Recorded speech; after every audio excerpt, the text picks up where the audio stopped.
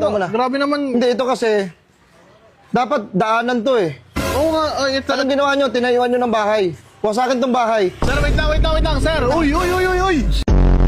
Ito nga eh, dapat ito, kalsada to. Ay, wait lang, excuse. Ay, wait lang, tabi ka muna. Tabi ka muna. Bakit wala kang helmet? Helmet naman yun, sir. Bakit kayo naka-helmet? Siyempre, para di mahuli, sir. Bakit? Kaya nasa kalsada ba kayo? Andito lang kayo sa looban ah. Pasikat?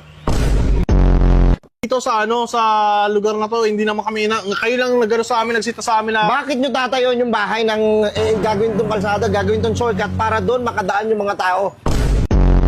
kasi nagpautos na sa inyo. Hindi ako. Gusto ko lang. Oh, ito yun, napakatibay nyo naman, sir. Hindi pwede. At saka ito, yung e-bike nyo dala-dalawa. Oh, anong problema naman yun, boss? Sasalab naman ng bahay na kapal. Tapos ayoko pa ng kulay niya. Ayun. Pasok na lang Paano trespassing yung gagawin namin eh hindi nga to sa inyo? Tinayuan nyo ng bahay yun lang yung sa inyo. Yung sa labas lang o yung tiles lang, yun lang yung sa inyo. Nagtataka ko bakit nyo tinayuan ng bahay lang hindi naman sa inyo, boy! Ebaw nyo.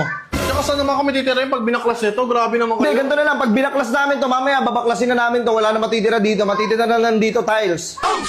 Ganito na lang. Pagkabaklas namin ito, siyempre wala kayong matitira. Kawawa naman kayo. Ganito gagawin namin. Maglakbay kayo. Ano?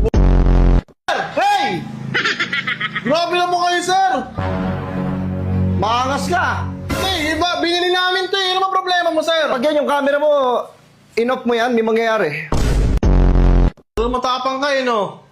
Wait lang, ha? Oo, wait lang. Saan ka pupunta? Kung saan lang, may kukunin lang ako. Oo, kaya baka may kukunin ka pa. Ano ka? Ito, siguro itong kalahati na to, wasakin! Hoy!